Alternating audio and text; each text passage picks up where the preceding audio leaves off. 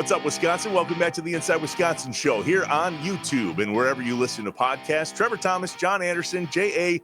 Most of the time, I try to fake at the beginning of these shows like we didn't just have the interview, okay? I'm not faking it this time. I am in Badger basketball heaven right now. This was a great – you're going to love this.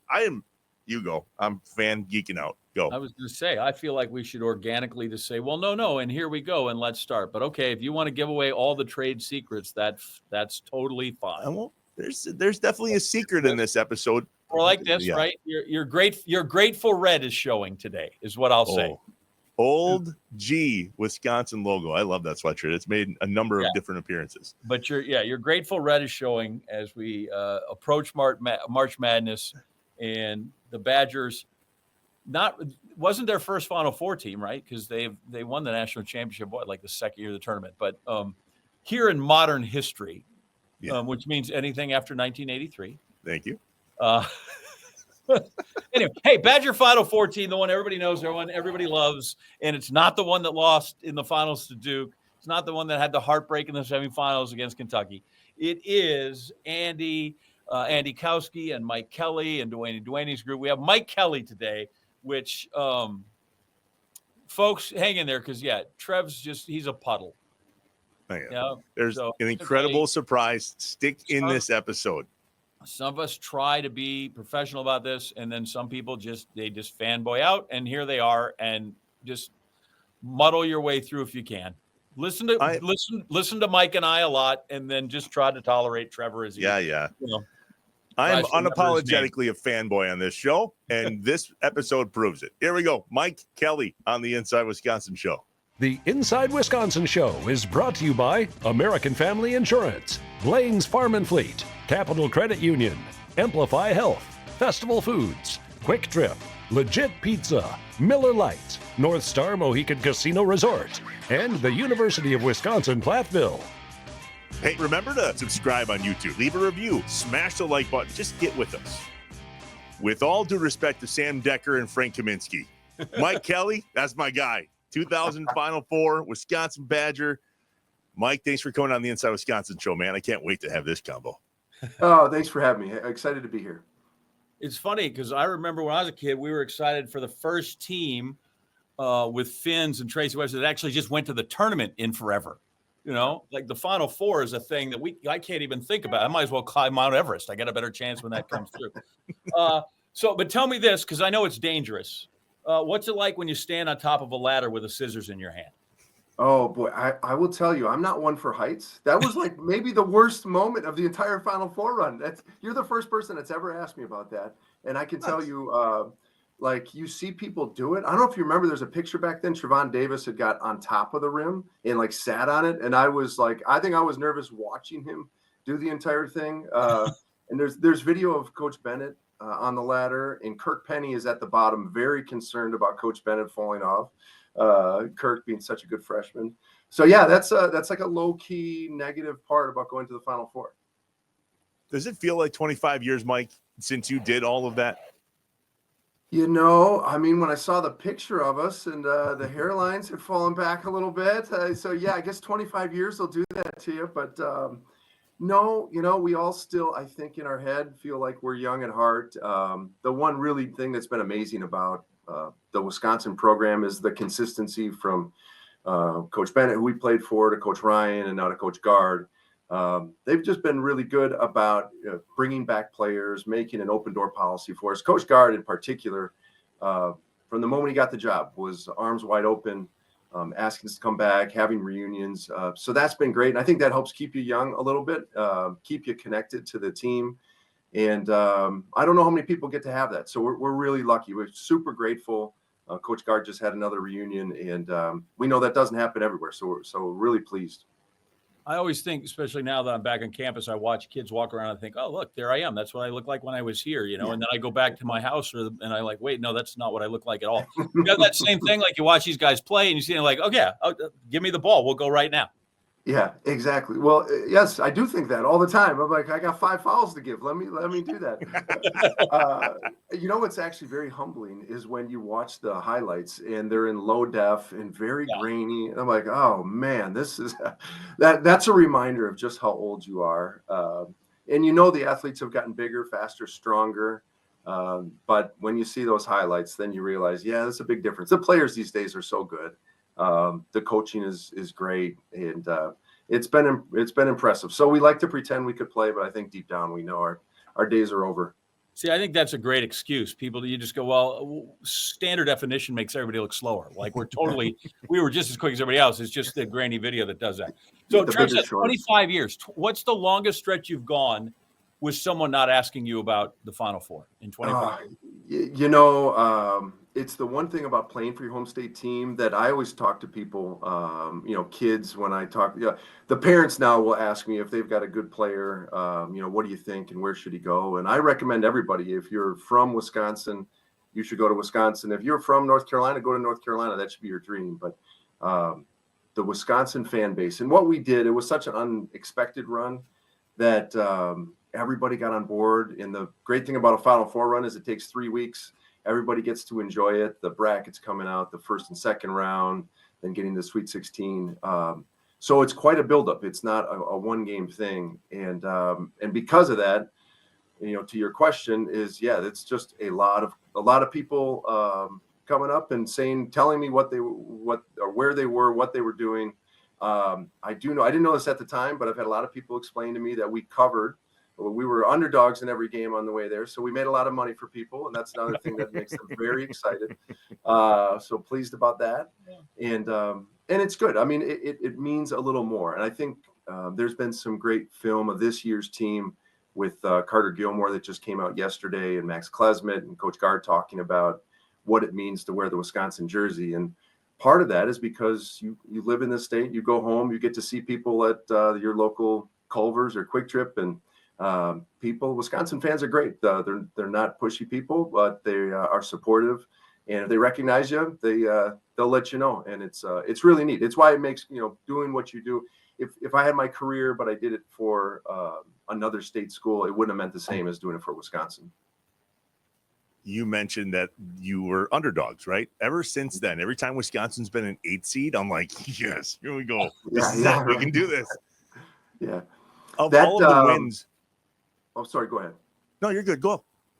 I voiced over, I think 5 years ago, that they used a little bit again at this last reunion, and I thought it was well done. I didn't come up with it. Patrick Herb gets all the credit for writing the script for it. But what he said during that run was we started or sort of ensured that Wisconsin wouldn't be considered an underdog again. And I think that's true from where the program has been from that point. We were a Cinderella. We were an underdog. And nowadays, even if Wisconsin would get an 8 seed, there's been so much sustained success. People have seen the way they've done it. I don't think people would view Wisconsin as a Cinderella anymore, even if they were 8 or a 10 or a 12 seed making the Final Four, because no one's surprised anymore. We actually were a team that could surprise people because they hadn't seen it. And so that is another thing that made it special. Especially not against Arizona. Yeah, you just pound those poor people all the time. Yeah. The Arizona fans have had enough Wisconsin in their life, I think. Absolutely. Of all of those wins on that run, is there one that sticks out to you? Oh, I think they all did something special for different reasons. I thought the first game, obviously Wisconsin fans remember the year prior, we had lost a 5-12 matchup. We were the 5, lost to a Steve Alford coach team. And we scored 32 points, and we had to hit a late 3 even to get the 32 points. And so that was quite a low point. And so that set up then the following year of just a lot of pressure. I felt like there was a monkey on our back. We needed to win. We were playing Jerry Tarkanian. We were playing the leading scorer in the nation, Courtney Alexander. Just a lot of pressure for us to get that first win. So that one was important for that reason. The Arizona game, being that it was a 8 versus a 1, taking down a 1 seed was special. But I thought we were freer in that game because we didn't have the pressure anymore. We had gotten our NCAA tournament win that we needed, that we wanted. but anytime you beat a one, I mean, Gilbert Arenas and Richard Jefferson, Luke Walton, you beat those type of players. It's special. The LSU game I thought was great, especially for our post players, because we played a couple of first round picks, a lottery pick and Stromile Swift. And I think our post players did a lot of dirty work and didn't always get the credit for it. And in that game, we really stymied them. So that was unique. And then obviously the game to get to the Final Four holds its own special value. To do it over Gene Cady, who also had never got there and never did get there. That was as close as he got. That game was special too. So kind of in different ways, each of those games meant something to us and presented a new or unique challenge for us. Kind of how it goes in the tournament, really. I mean, each game is different and separate and poses its own tough test. So those are the games. Those are the easy parts to remember. Give me something that stuck out somewhere along the run that had nothing to do with actually those 40 minutes, that it was, I don't know, coming back or somebody getting locked out of the hotel room. Like, give me something that we don't know. Boy, there were a few. I would say I did get stuck with Dwayne. We were having after NCAA tournament games, not always, but sometimes you have to give a drug test. Which so we had to go and take the test. And you can't leave. Once you're in that room, you can't leave. And Dwayne was dehydrated from the game, obviously. He'd sweat a lot. So he was stuck in there. I don't know. It felt like for an hour. I don't think it was actually an hour, but he kept drinking and drinking. So that was one that comes up from time to time. And then probably the biggest off the court one, I remember after we beat Purdue to go to the Final Four, Andy and I were back at our hotel room and we were watching the Michigan State versus Iowa State game. I don't know if you remember, that was a great regional final. Iowa State had a great team. Marcus Fizer was maybe the national player of the year, or at least a candidate. And Jamal Tinsley was a point guard. Yeah. I mean, just an incredible team. And I mean, that not only the type of team that could beat you, but they would embarrass you if they could. They were that good. And we were in our hotel room cheering for Iowa State, just hoping that we could play anybody but Michigan State. I think we were the only, but I don't think any other team wanted to play Iowa State more than we wanted to play them, just because we knew the test that was coming with the Spartans. But it was still fun. And then we did get on a plane ride. We came back. You've probably seen some of the footage from Camp Randall. I remember Andy Katz telling me, and he interviewed me outside of Albuquerque and saying, they're going to throw a reception at Camp Randall. And I thought, man, is anybody even going to come? Like who's going to be there? And we had kind of flown over and weren't sure if people were going to fill up, and this was before social media. So you didn't get any warning. You couldn't see it filling up with people.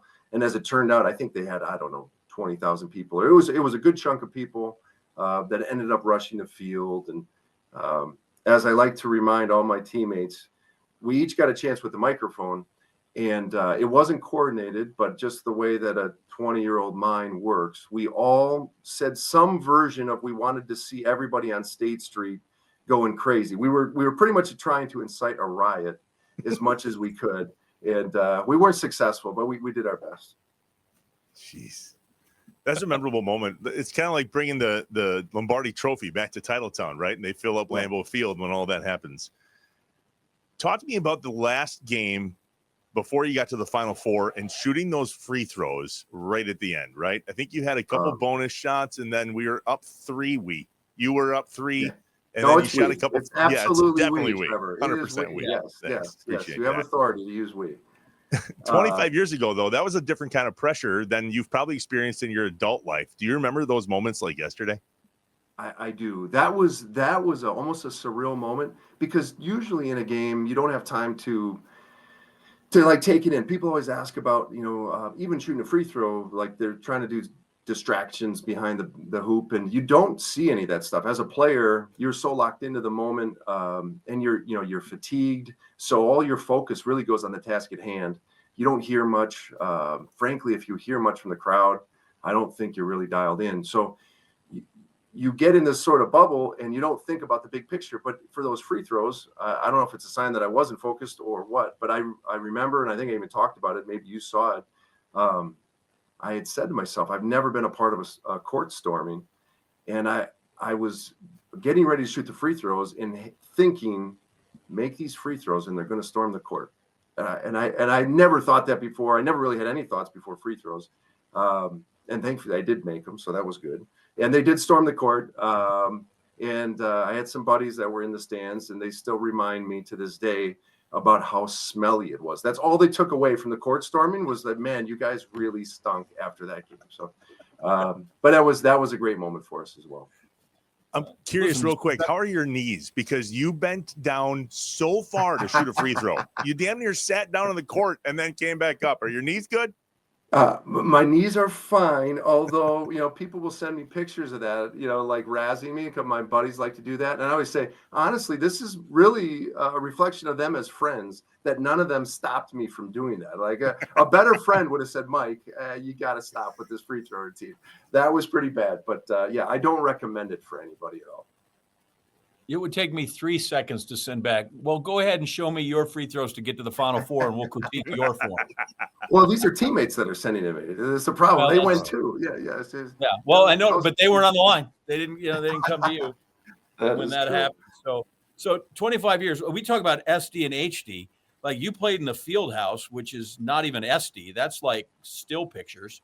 And then to the Kohl Center. But what was it like to play in the old gym? Because I'm fascinated by old stuff. Trevor isn't. He doesn't care. If it didn't happen in 1983, he doesn't matter. But I love old stuff like that.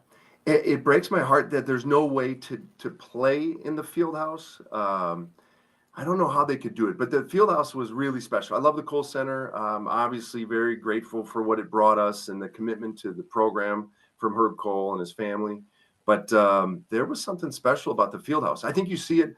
A lot of Wisconsin fans get to watch Wisconsin volleyball these days, and you see the aura and the presence in that building. And it was there for game day for basketball too. And I know for code reasons, not enough bathrooms, a lot of reasons they had to build something new. But the field house was special. I missed it. I'm really grateful that I got to spend. So that was my freshman year. Ty Calderwood was hurt, so he sat out that season, which forced me into a starting role, allowed me to play and get some memories in the field house. Very grateful for that. And it's something that I don't know.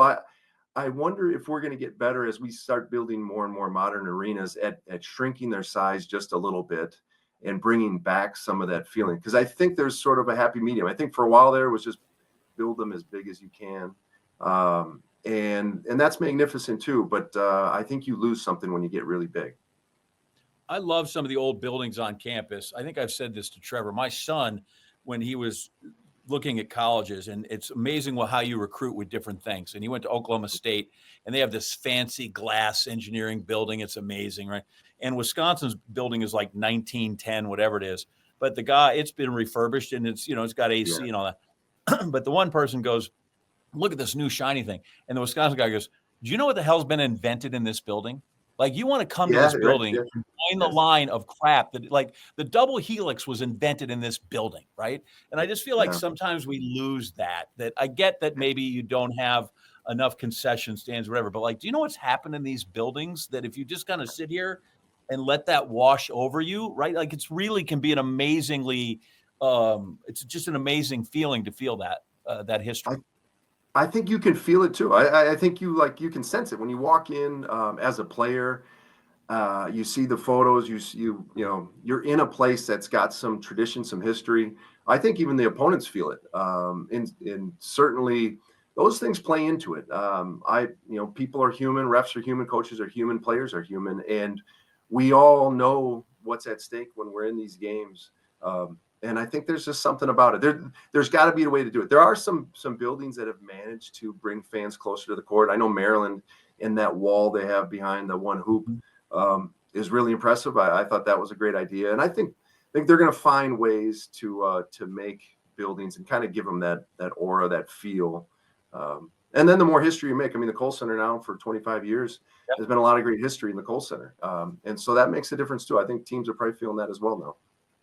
One more before we jump to break. Mike, you mentioned growing up a Wisconsin kid and thinking you wanted to play at Wisconsin. I was a Wisconsin kid wanting to play at Wisconsin, but it turns out you need to do your homework in order to play at Wisconsin. That's where I went wrong. Who did you want to be? Because I wanted to be the Andy Kowskis, or I'm 6'8", so the big guy, right? Oh, yeah. Or I remember Michael Finley when I was younger. Who was it that you were striving to be in Badgerland?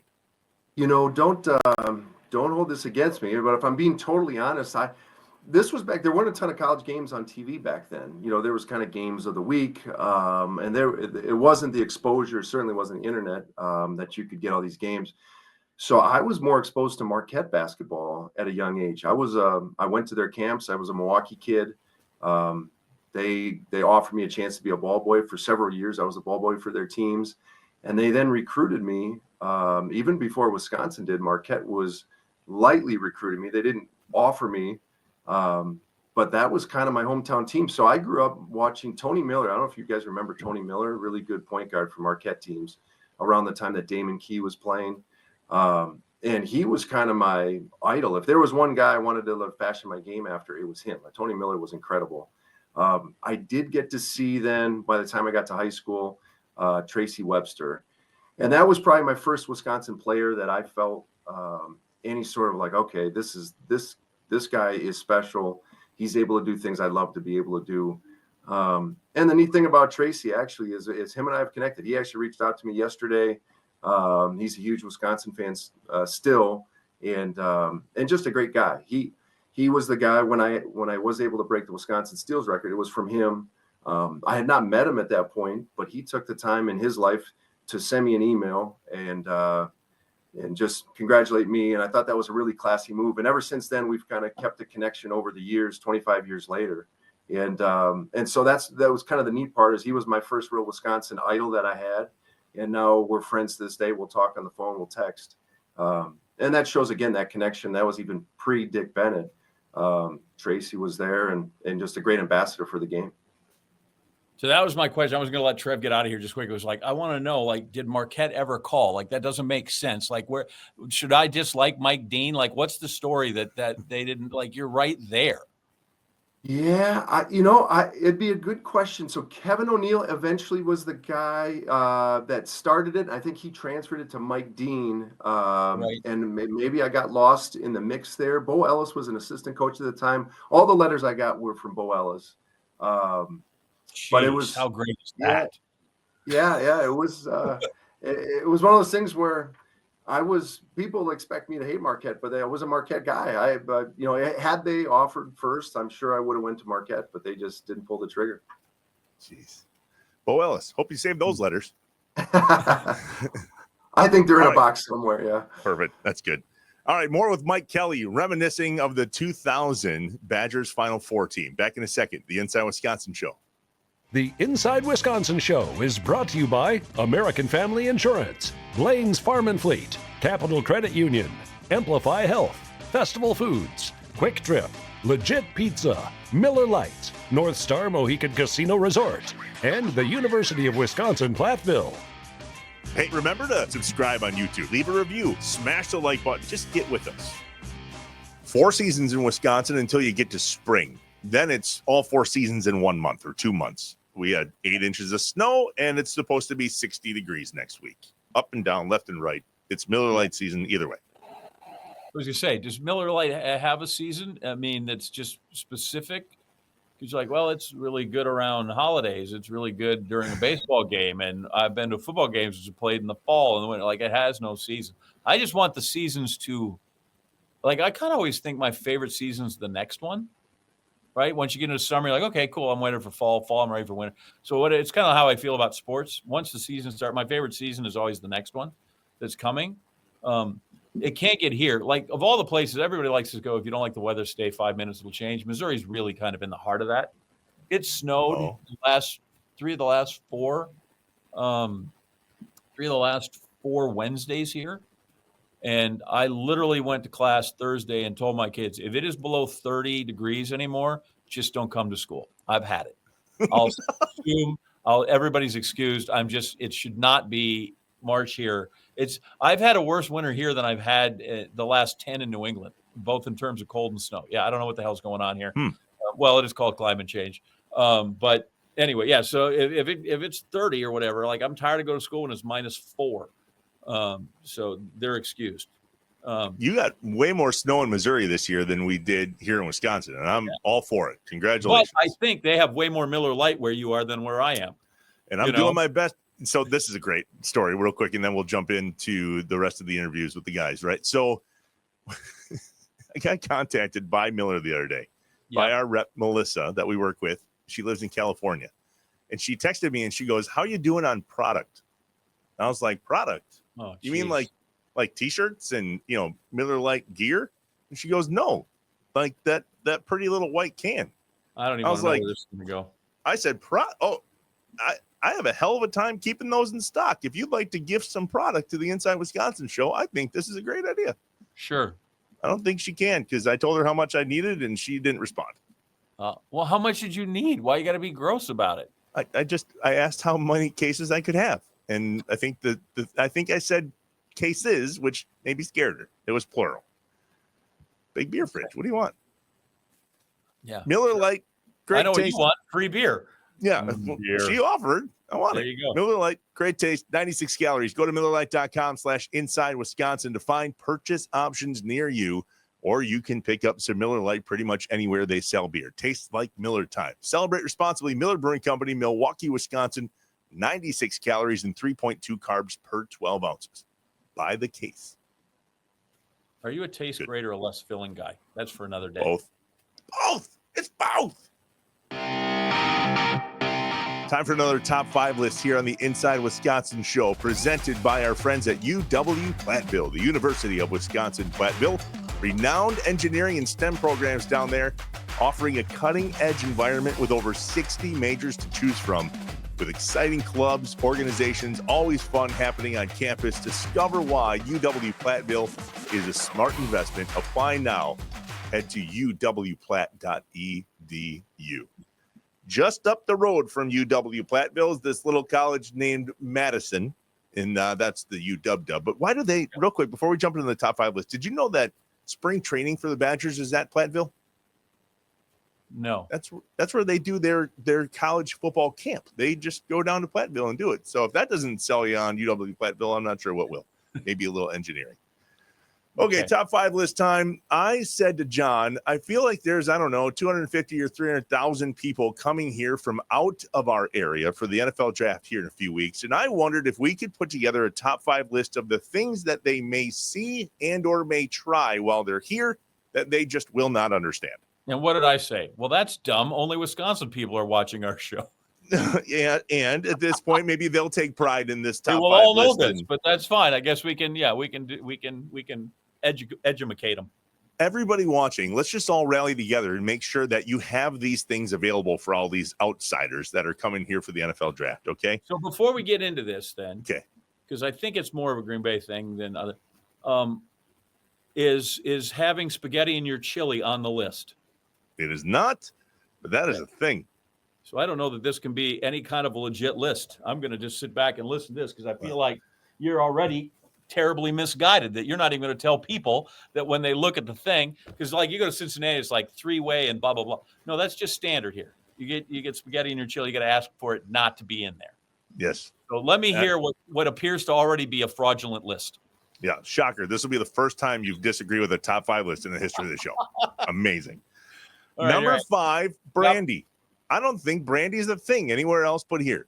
Don't we consume like 90% of the world's brandy in Wisconsin? I don't know if it's quite that, but I feel like the thought is right. The theme of where you're going for. I don't have the exact statistical data, but you're right. Most people, like you go anywhere and you go anywhere else and like, here's your old fashioned. And they're like, what do you want in it? Or there's just, most places don't have a standard, right? In Green Bay, you have to ask if you want something else. True. You just say an old fashioned, bring it to you. Otherwise, they'll go like, what whiskey do you want? Like my folks always drank it with Canadian Club. So there are people who do that. But for the most part, yeah, it's just standard operating procedure. And you go around here and they're like, well, we can put smoke in it and whatever. You ever put brandy in it? Like, well, no. Brandy old fashioned. Try that. I should say that. In every other place, brandy old fashioned is a thing. In Green Bay, that's just understood. You don't need the brandy. It's just being redundant. I just want the old fashioned. All right. Yeah. Exactly right. I'll if you give want you something that. other than So you're all right. You're making a good comeback. Number 4, smelt. It is a deep fried sardine. Awful. I mean, You hate it. I get that that's a thing, but please, God, don't eat that. Did you It's go fishing terrible. and bring smelt to the prom? Was that? We did. And then we promptly brought him over to Mr. Sharp's house, and he used them for fertilizer around his trees and his shrubs. Yeah. Yeah. Nobody in their right mind was going to eat one of those things, but okay. Number 3, pickled eggs. Most tabbies around here have a giant jar of pickled eggs behind the bar. Not a I fan? find most of those are bar bets, though. That's like, does anybody like those? They just eat them for a bet. Like, No, I think they look. Yeah. Who Yeah, made it's, them? it's awful. So now we've gotten, love those. so far it's you. I'm not a brandy guy. So far we have one thing I won't drink and 2 things I don't eat. Okay. Killing it. Let's see if you'll eat this. Number 2, potato pancakes. Oh yeah, that'll be good. Yeah. Yeah, big fan of that. I don't think they do those other places. I used to joke, and it seems less funny now, given some of the climate. But, a lot of the Packers will talk about, especially in the culture, and it's hard to, you got to go to Milwaukee, and it's hard to find a soul food restaurant and all that other things. And I say, I don't know clientele-wise, right, that you have enough patrons to make that go. But if you want to, we have enough people to support like 13 potato pancake places if you wanted to, right? There are enough Germans and Polish people in Belgium that are like, serve them up. That's amazing. Got to have applesauce with that, though, right? Ooh. That's the only way to eat those. Is I with put syrup on them. Okay, see, again. All right. At least it's something to eat, but you should, folks, just put applesauce. It'll change your life. Fine. Number 1, I think it's the most popular here in Wisconsin, but they serve it other places. Jägermeister. Just the liquor? Yeah, just the liquor Jägermeister. I don't think people drink Jägi like we do here. Am I wrong? Boy, I've been in some places where I would maybe disagree with that. Okay. I thought you were going to go with like chicken booyah, which is totally Green Bay. You say nah. It's chicken soup. People have had chicken soup. Nobody calls it that. Well, it is totally a Green Bay thing too. That's not even a Wisconsin thing. That's a Green Bay thing. First time I heard my friend Stuart Scott go booyah, I'm like, what the hell are you talking about? We did a thing one time where we discussed what booyah meant. And he's like, this is interjection. I'm like, no, it's not. It's soup. That's outstanding. Nowhere else. And half the time, they kind of bones are in it and all that thing. Like, it's a dangerous soup as well. Yeah, it is. Go find another place that serves chicken booyah. Chicken booyah with a shot of Jägermeister. There. How about that one for the all number I'm saying 1? Is you will not find it anywhere. And if you do, then you'll know that person is from Green Bay. That's valid. And it's not just a Wisconsin thing. This is like a legit Green Bay thing. When we moved up here and somebody was like, have you had booyah before? There you go. You've answered your own question. You're making my case for me, as you often do. All right. I will scratch out Jägermeister. We'll go chicken booyah. You lived in Creek or whatever it is. Yeah, Johnson Creek. Uncle Greg. Right. Johnson Creek. We're back. The Inside Wisconsin Show. Trevor Thomas, John Anderson, and Mike Kelley, Wisconsin Badger, the year 2000, the Final Four. Mike, I'm a 2000 guy more than I am the team that went there those 2 back-to-back years. Because if you said Grayson Allen and Duke, I'm like, nah. But if you say Mateen Cleaves, I'm like, bah! Yeah. Yeah. Have you rewatched that game? And do you just cheer a little bit differently every time we play Michigan State these days? I guess 2-parters. So I have rewatched that game, although it took me a long time. I bet I didn't watch it until our 20th anniversary. It wasn't even online. I was able to get it, I think, off the NCAA website. And actually my takeaway, I remembered it being a 2-point game at halftime, but it never felt like they were in danger. And my takeaway, there was a critical point where they didn't call a foul. I was going for a loose ball, and I think it was either Charlie Bill or Mateen Cleaves kind of undercut me, and I thought it was a foul, and they ended up getting the loose ball and then hitting a bucket. I thought that was a turning point in the game. So it just got me fired up and reminded me that we actually did have a better chance than I realized. But so that's my answer to if I've seen the game. But I will tell you, a lot of people expect me to hate Michigan State, and I just can't. Tom Izzo, I couldn't have more respect for a coach. He treated me really well. So you may remember I was a color commentator for ESPN for about 12 years after playing. And I did many Michigan State games, and he was, outside of being at Wisconsin, the one coach that welcomed me every time. Maybe he was happy to see me because every time he saw me, he won. But I don't blame him for that. But he would invite me back. He would share their actual scouting report. He would just hand it over. A lot of these coaches act like they're they've got the nuclear codes and they can't give you anything. But not Coach Izzo. He was great. And they were just better. I mean, you can't begrudge a team for being better. I know my sisters hate when I got 4 sisters, very competitive, more than me, and they still hate that I don't hate Michigan State, and I love that about them. But yeah, it was a great program, still great to this day. Tom Izzo's an institution, and I've got a lot of respect for him. Yeah, but you guys that season, you guys are like LeBron's introductory press conference. Not 1, not 2, not 3. Yeah, exactly. But I look up. So you were, because Trevor has taken the negative side of this, and if anything, I exude joy and positivity. You were 1-10. You were 1-10 against Michigan State. Tell me about the 1. I'll be honest. I didn't even realize. Are you sure we won a game? Did I win a game against Michigan State? Wow. Yeah. Well, your sophomore year. Yeah, that we had a good start to that season. It must have been that we had a really good start to that season. We were at full strength, and it just always felt like we were running uphill against Michigan State. They rebound at that time. They rebounded like at least 50% of their missed shots. So even if they missed it, they were going to get another crack at it. So it's good to know. Actually, John, you made my day. I'm going to have to find that's the game I want to watch is us beating them. I'm not even sure what happened. I'd like to see the box score. So I guess, the record is reflective of your memories as well. 1-10 is like the 10 sort of overrides the 1. I can see where that happens. Exactly. Sure. Yeah. By the way, why on earth would anybody want to get in television? Like, what were you thinking? That's I was young. I was young, and they talked me into it, and I couldn't get out. I needed the money.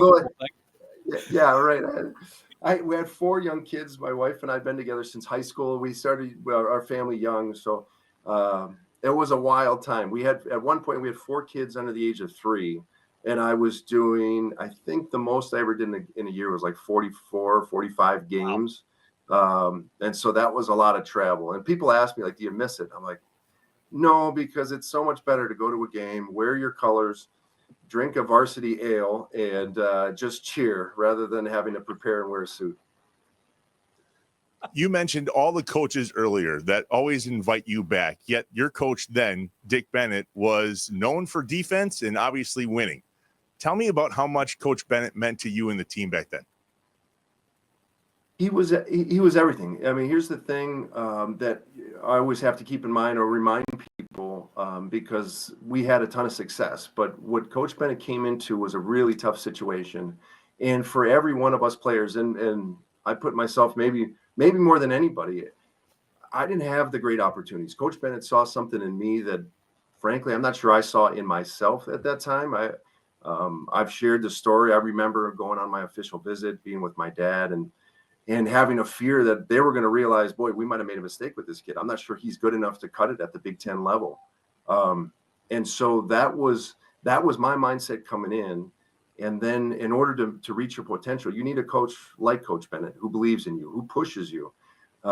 It was not easy, but it shouldn't be easy. And playing in those games wasn't easy. And so that's where when you're lucky enough to play for a Hall of Fame coach and a Hall of Fame person, it at the time, you're appreciative of it. And then in the 25 years since it passes, you realize every year just how important it was. And it only grows in value like anything. It just keeps growing. And super grateful that I had that opportunity. I had 4 years with one of the best coaches there's ever been. And there was not a person who could have got me to the level personally, as well as our team, other than Coach Bennett. He was the perfect guy for the job. He's the perfect guy for our team. He put it together, and then he maximized us. That's you ever tell him that before?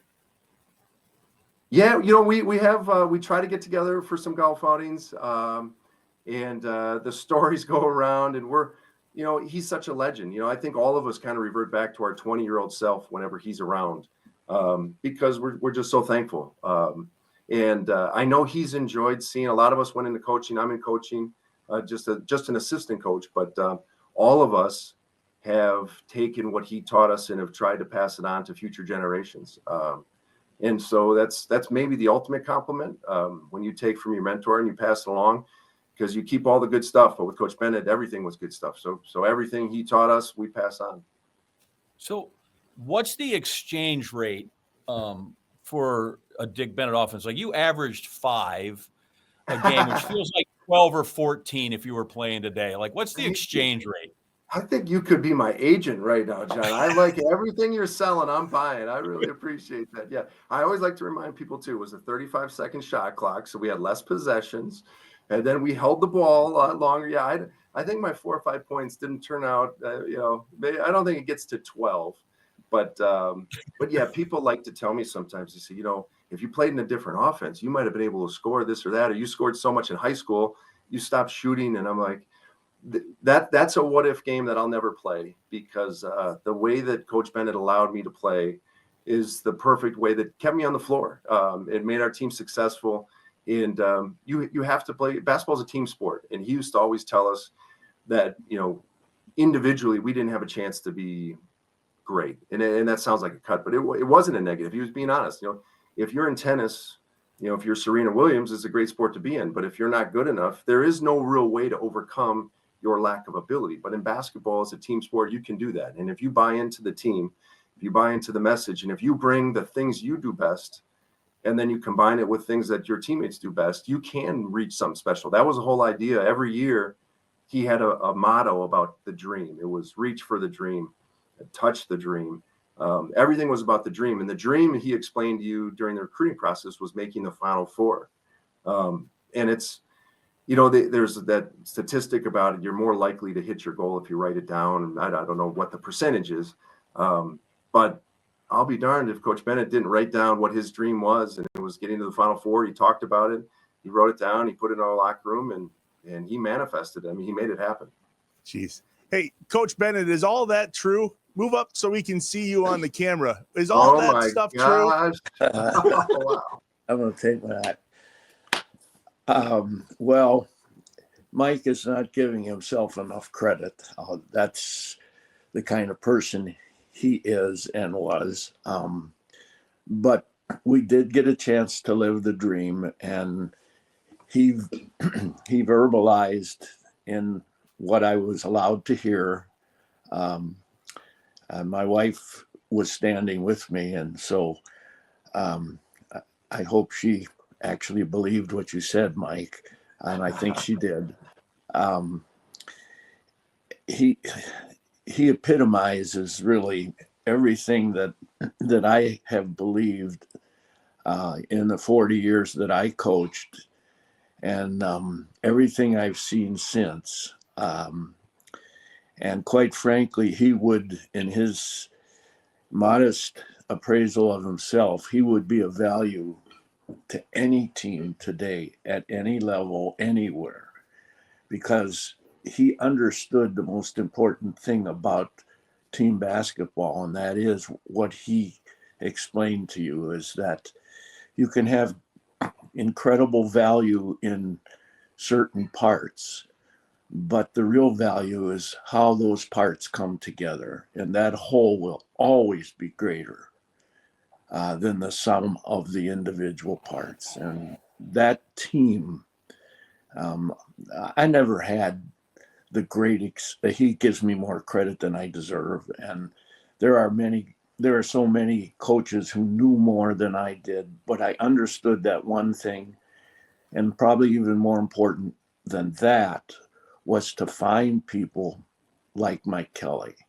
And that particular team embodied everything that I loved about college basketball, and that I fear can be lost with the landscape that exists today. Mic drop. Amazing. Coach Dick Bennett. Okay, so we got all this flowery praise. That's great, but you had him between ages of 18 and 22.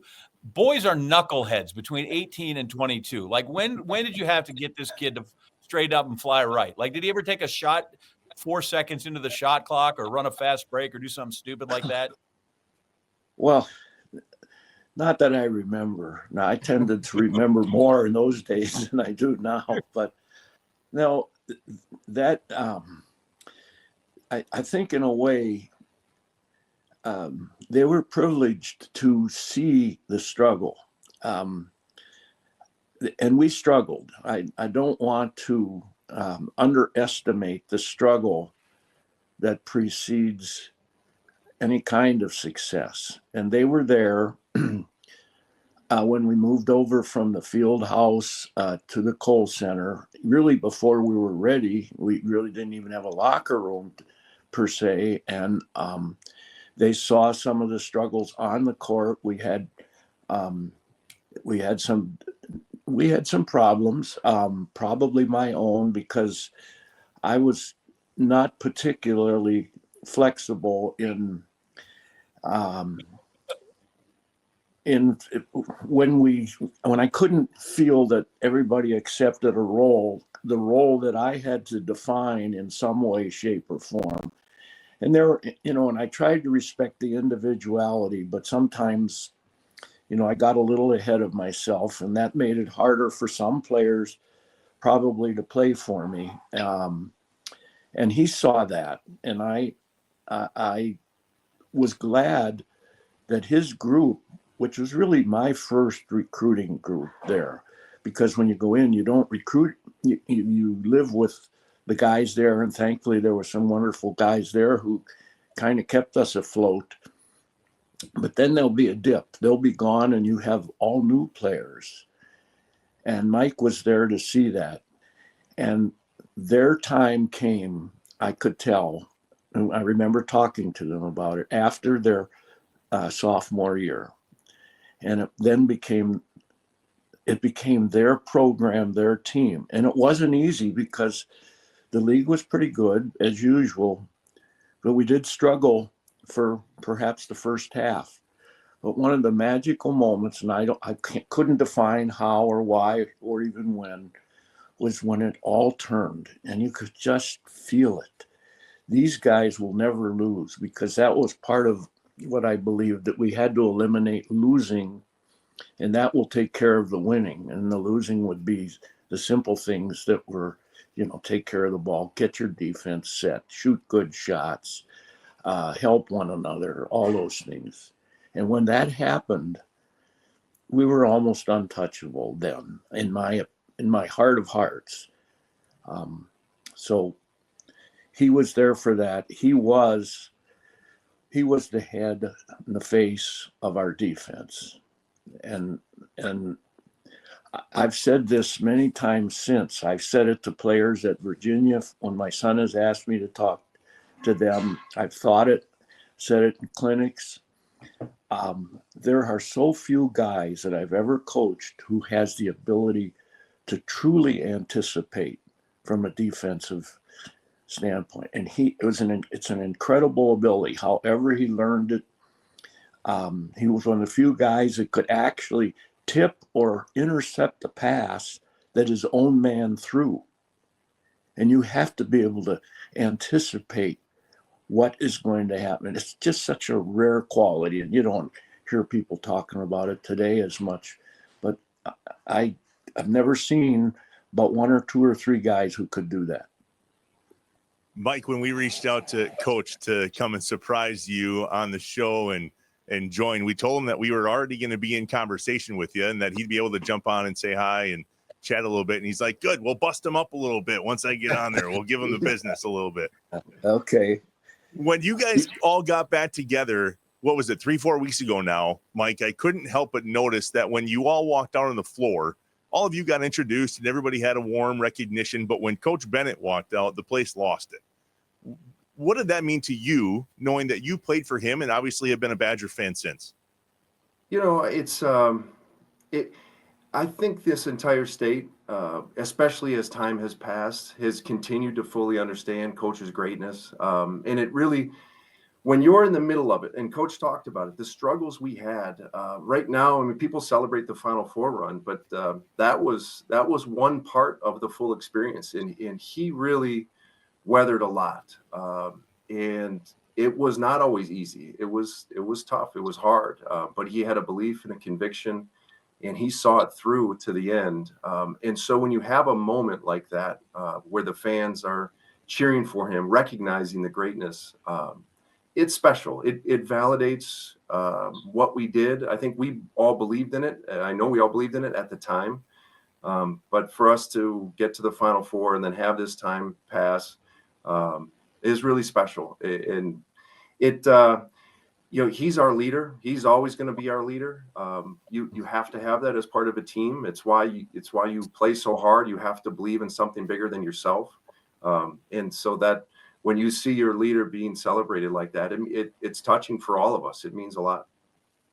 Well, So give me Michael, something that. Yeah. If I'm sorry to interrupt, but I need to put a little footnote to that experience down there that day, which was incredible. But anyhow, you guys were lined up to go out on the court, and the gentleman in charge of that called your name, and you went out, and then he got the coaches, and I was at the end of the line, as I guess I was supposed to be. But when he got to me, you won't believe this, but it's absolutely true. He said, "And what's your name?" And I thought, this is great. This is great. He obviously, I think he was over 25, but I'm not sure. And life has a way of keeping us humble, doesn't it? Yeah. Brian Hecker was in front of me, and he turned around and jumped on the poor guy. And I said, "That's okay," but it's a reminder of who we really are. And just we got past Ash Wednesday, dust we begin and dust we will end. And I felt a little dusty at that time. That's funny. Guys, I have to share one thing before. I don't know how much long we have, but the one thing when people ask me about Coach Bennett, and I don't know if I've shared it with him, I think I have, but his 5 pillars that we learned during the recruiting process and the entire time: humility, passion, unity, servanthood, and thankfulness, were a huge part of our program. Absolutely something that we talked about, we stressed, had a plaque in the locker room. But what I share with people is, at the time, as an 18-year-old kid, these things are important. And I knew they were important. I knew they're important in life. But what it's taken me more and more time to fully appreciate is how important they are to a basketball player and to a team. And that's what he knew. And now that I'm coaching, you really see it, because at the time when I'm 18, I thought, yes, this would be great if we're united, but I would really like it if I could shoot it better, or if I was a few inches taller, or just a little faster. If you would have given me the option, I would have definitely filled up the buckets with all the tangible qualities. And now I'm coaching kids, and I realize what we really need are all those other soft skills, the pillars. Those are the things, because you're going to be tested, and how fast you are isn't going to matter when you're on the road and things go wrong and you're trying to gather yourself. That's when you win and lose games. And it won't be because you're taller or faster. It's because what you got in your head and in your heart. And that was the wisdom of what he taught us. And we continue to try to preach to kids these days. It's funny. I say that all about the coach I had here at Missouri, who's now 101. But every once in a while, I'm like, he's coaching you in that moment, but you realize he's coaching you for today, but he also is coaching you for 20 years down the line, which is the one you don't get.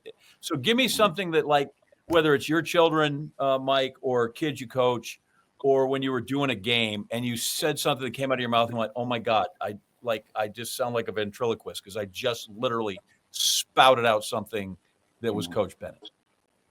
Oh, well, pretty much every halftime of a game, even today, last night, every time we just say, if you would just do what we're teaching you, if you would just follow what we've told you and get to your positions, everything's going to work out just fine. So I'm pretty sure Coach probably had many times we thought, Kelley, if you would just set that screen the way we taught you, we would be just fine. But that's how it goes. Yeah, I'm a pretty good coach if you just listen to me. Well, I need to say this. I would be remiss if I didn't. The pillars that Mike referred to, before I took the Wisconsin job, I had to come to grips with what I truly believed, and that went down to my soul the whole way down. And I wish I were a stronger Christian, but I believed that the answer was way beyond a basketball textbook or a clinic. And my experience taught me that, if you're going to build a program, you better find humble people who know who they are. You just have to. And if you can get them to be passionate, as Mike mentioned, passion, that will translate to the defensive end. And if you're not going to compete with at that time the top programs in the country, the only way you're going to do it is with unity. You're not going to get the great parts. They're not going to come and play for you. Mm-hmm. So you better find that excellence in your unity. And then, so how are you going to play then that you'll be able to compete? Well, you better set a lot of screens. You better provide incredible help defensively, because you may not be able to handle everybody individually. You better do the things that will serve one another.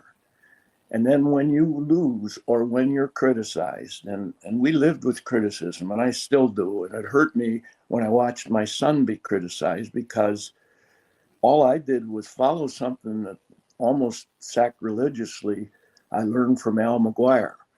And he said, if you don't have the same kind of talent as your opponent, you better control tempo. And so we tried to control tempo in light of criticism that still exists. The last time I was in Madison, in fact, aside from the one I was there for, I was there to play golf with somebody. And a guy came up to me after and said, you did a good job, but watching your teams was like watching paint dry. So I get those left-handed compliments all the time. And at the time it hurt, especially when you lost. But those pillars, and I might add, I have to say this, before I came, my faith forced me to look at, can you remain true to what your Lord lived?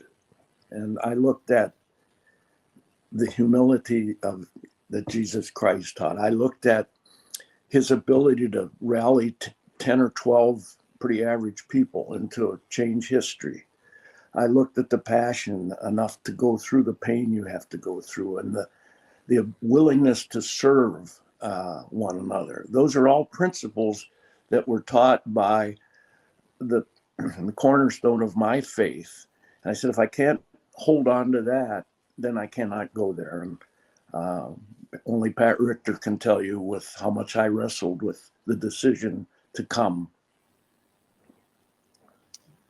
Mike Kelley's probably on his lunch break. This is not a church. This isn't a church. No, I know. I'm just telling you what I feel. Unbelievable. I love it, Coach. Mike Kelley's probably on his lunch break, and Coach is retired in the Northwoods. We could probably do this forever, and I'm in Badger basketball heaven, but I think we got to get to a break, and we're going to wrap it up with Mike Kelley and Coach Dick Bennett in just a second. The Inside Wisconsin Show. The Inside Wisconsin Show is brought to you by American Family Insurance, Blaine's Farm and Fleet, Capital Credit Union, Amplify Health, Festival Foods, Quick Trip, Legit Pizza, Miller Lite, North Star Mohican Casino Resort, and the University of Wisconsin-Platteville. Hey, remember to subscribe on YouTube, leave a review, smash the like button, just get with us. J.A., honest question. Do your grocery stores like Festival Foods here, do they sell beer and liquor down there, or are they separate? Is it beer and liquor store? So they have now, you can be contained, but it's relaxed since I was here. When I was here as a student, they had all the old blue laws, right, that were on the books. So you couldn't buy it on Sunday. You couldn't sell it within a polling place on election day, all kinds of these old school things. No, now you go in and it is top to bottom, right? It is like Missouri has obviously a brewery, and so they have some strength here. It's not like the Tavern League in Wisconsin, but you can go buy anything from a Miller Lite to handmade bourbon, like everything. Like it is, it is just no holds barred now. It didn't used to be. It just dawned on me that you're in the type of. My wife went and she bought her favorite wine at the break time gas station on the way in. Nice. Yeah. I'll take a gas. I'm going to wash the windshields. I'm going to get a whoopie pie, and if I could get a bottle of that Kendall Jackson. Whoopie pie? What's a whoopie pie? Do they sell those at Festival Foods? I've never even heard of that. Yes, I bet they do. Okay, I'll find one, and I but will find. By the way, it is strange though to go someplace with all new grocery stores, right? Because it's different. Like you get used to what it was, right? So like if you're in Wisconsin, appreciate the fact you have Festival Foods or anybody that's in those areas where they are, because like you think it's hard finding a new bank and a new doctor until you go in a new grocery store and you're like, wait, where is everything? Like that's totally disconcerting. True. So make friends like I have in the Festival Foods wine and spirits department. When I walk in and say, Trev, how you doing? Good to see you. I'm not an alcoholic, I swear, but they have it there. Beer, wine, liquor, you name it. There's a beautiful Bloody Mary spot within the wine and spirits section of Festival Foods. Yeah, I spend some time in there. What else they have there that I like? They have the long drink. I got a buddy of mine who's dating a Finnish woman, and so when he can't, she's sometimes over there in Helsinki.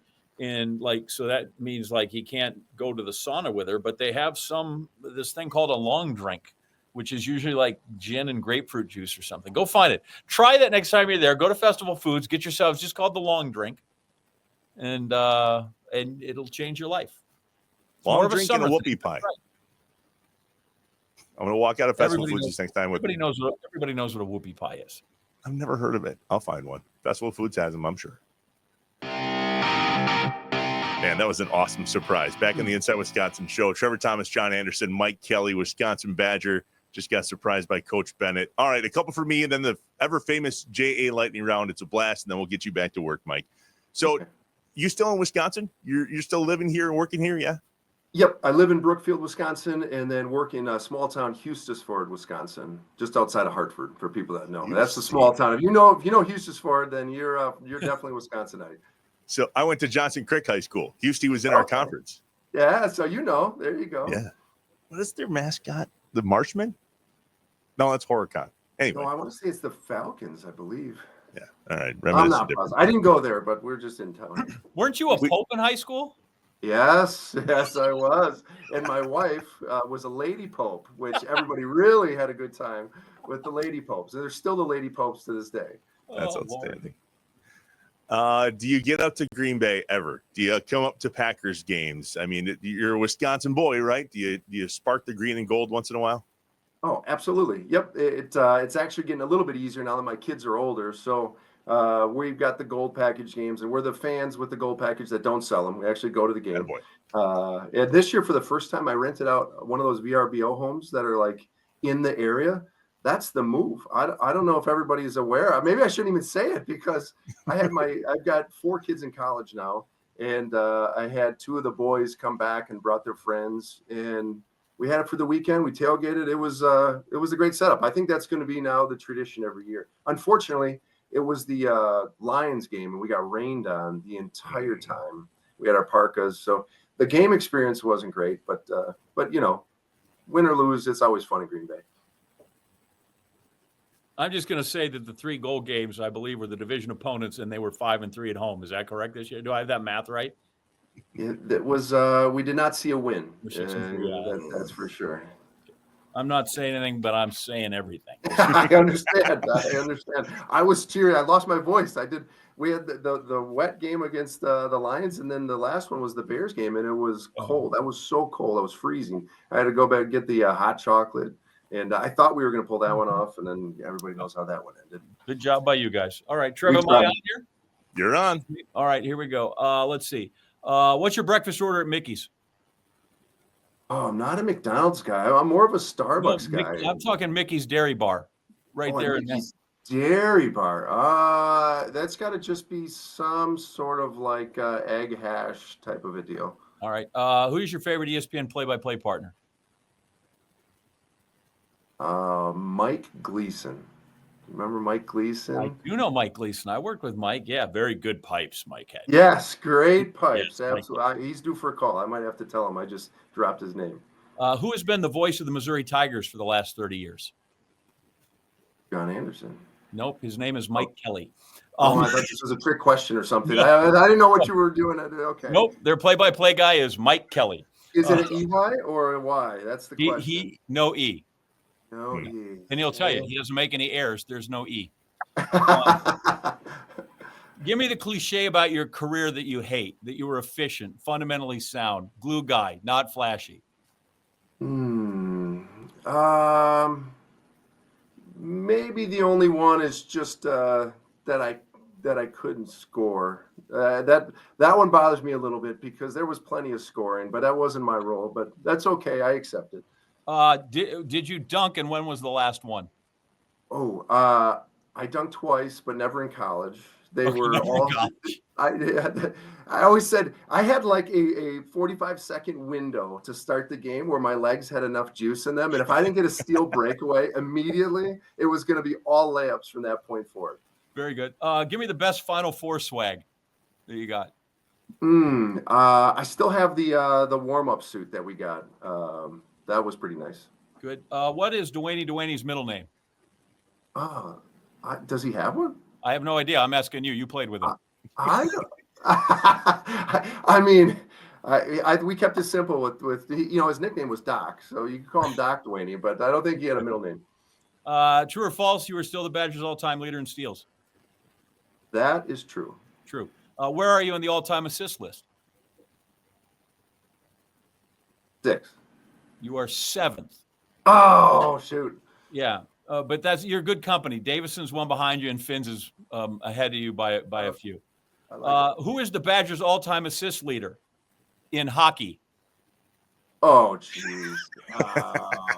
I mean, so Danny Heatley was the star back in my day, but he scored the goals. So yeah. I don't think it was him. Nope. I don't know. Guy in the late 70s and 80s by the name of Theron Welsh. He was a great, great player. Oh, I played golf with Theron Welsh before. Absolutely. Yeah. There you go. Now you know who the Badgers' all-time leading assist. There we go. My apologies, Theron. Ambrosio Damiano Achille Ratti is better known as what?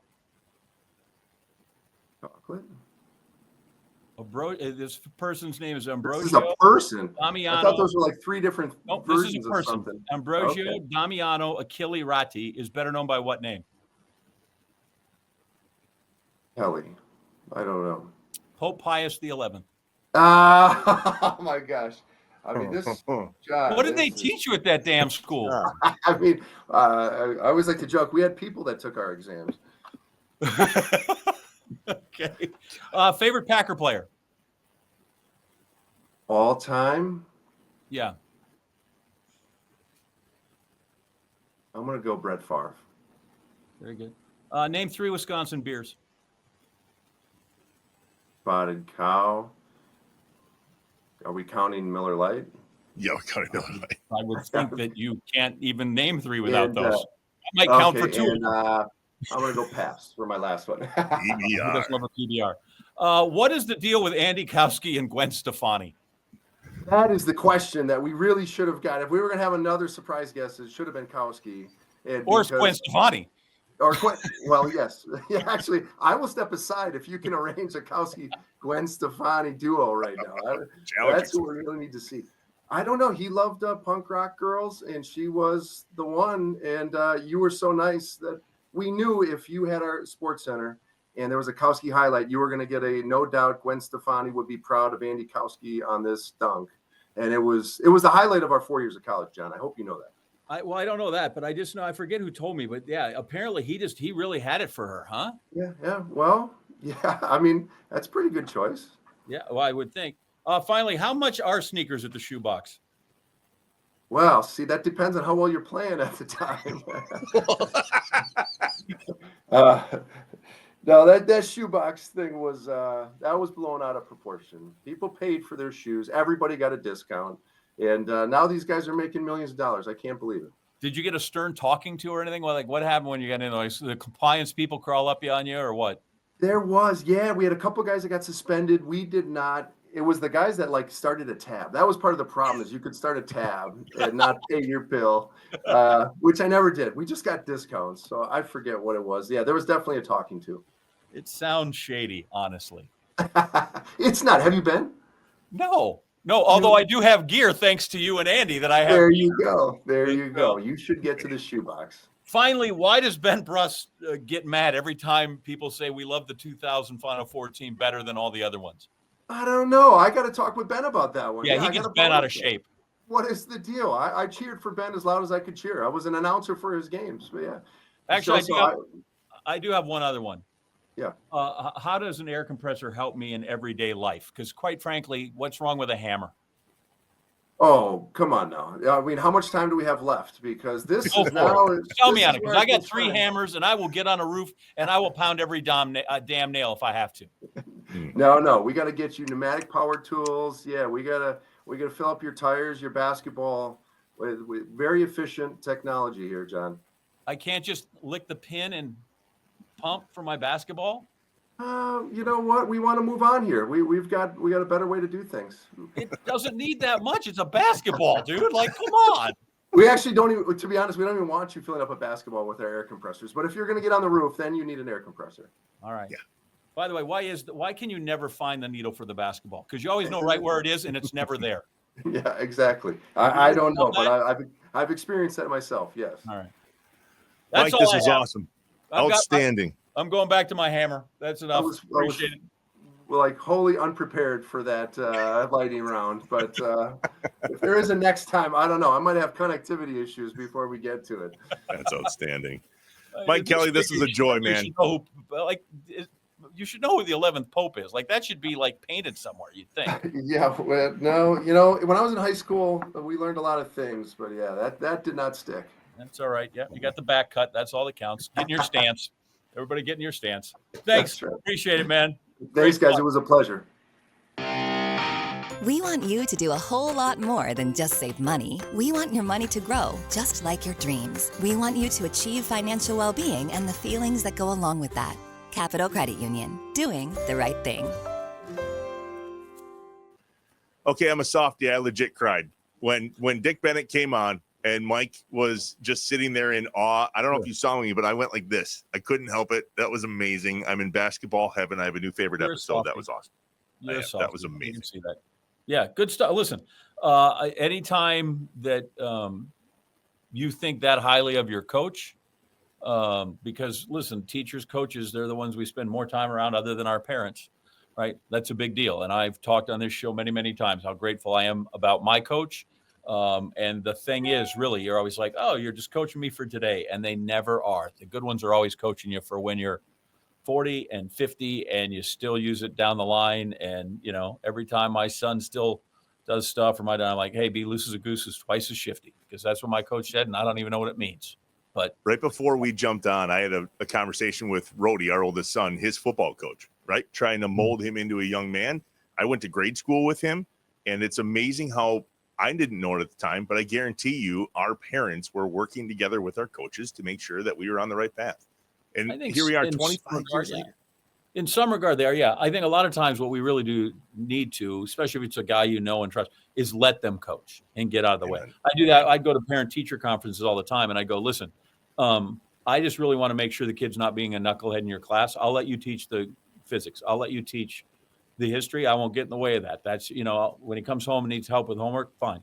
But if he's being a knucklehead, that I can control, right? That part I'll do. It's not to let him out. So anyway, yeah, it's good. It's all part. It's nice to see him grow and develop and all that other thing. And I still think Kelley was probably, there's way more to the, I'm just saying, I think he had a tab at the shoebox. But that's no, we won't start that. Oh, man. It was really cool to reminisce about. Those were the guys that went from the field house to the Kohl Center. That was the first team, and he took the first shot. Didn't go in. But you mentioned to me, John, Wisconsin today is a story from the field house, yeah? Which I was not there for. A lot of times these are about my personal experience. But I just think this is one of the fascinating things about the field house, and I don't know how well it was known. I don't know if you know this. The Badgers have, if you ask what do they have their most national championships in, it'd be in what? Hockey. It would be, of course, in boxing. Right. Where they won the NCAA boxing title 8 times. Okay. So boxing is still, they have more, I think, national championships in boxing than anything else. So, and they used to box at the field house. It was big. So in the field house in 1959, they have the Pan Am Games trials, right? That was the year before the Olympics. So it's a big deal. They go. And in the 178-pound weight class, this guy, he was a Marine. He was 21. He had been honorably discharged. He was out of the Marines, but, started to fight in there. Left-handed guy by the name of Amos Johnson.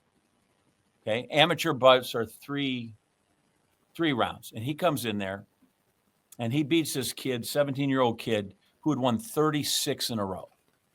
36 in a row. Oh, wow. And this guy comes up and upsets him and gets to go to the Pan Am Games, and this other kid gets a trophy, and that's it. But that kid didn't lose another fight. He didn't lose another fight for, that was 59, 12 or 13 years. Jeez. 17-year-old kid. You know who that kid was? Yeah, I was going to say it's somebody super popular. Go ahead. It was Cassius Clay. Okay. Wow. So Muhammad Ali is in the field house. He fights in the field house, and he loses. In 59, in the finals, he's the runner-up. Then the next year goes to Rome, wins the gold medal, 178 pounds. Doesn't lose again until Joe Frazier gets him at the Garden. Seriously, wow. And it all Loses started that in Wisconsin. fight, and won 36 in a row, amateur fights, loses at the field house, doesn't lose again, wins the title over Sonny Liston, has the draft suspension, comes back, doesn't lose till he loses to George Frazier, which was 30 fights into his pro career. My God. The building 3 degrees of a lot. The building mean a lot. And the 3 degrees of cheese that you come up with sometimes never cease to amaze me. Muhammad Ali, 17-year-old Cassius Clay in the field house. Real. Oh, that's cool. That happened before 1983. Didn't expect you to know that. No, didn't, but I'm glad I do now. I really appreciate you sharing. That was amazing. All right. Go Badgers. Go Marquette. March Madness is here. Thanks to Mike Kelley and Coach Dick Bennett for jumping on and surprising him.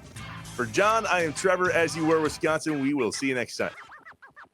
Hey, remember to subscribe on YouTube. Leave a review. Smash the like button. Just get with us.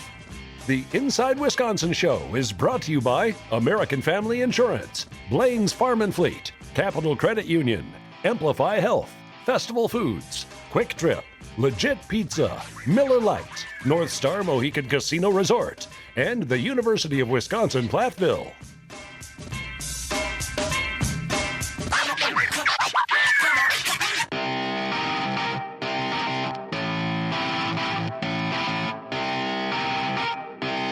Shut up and sit down.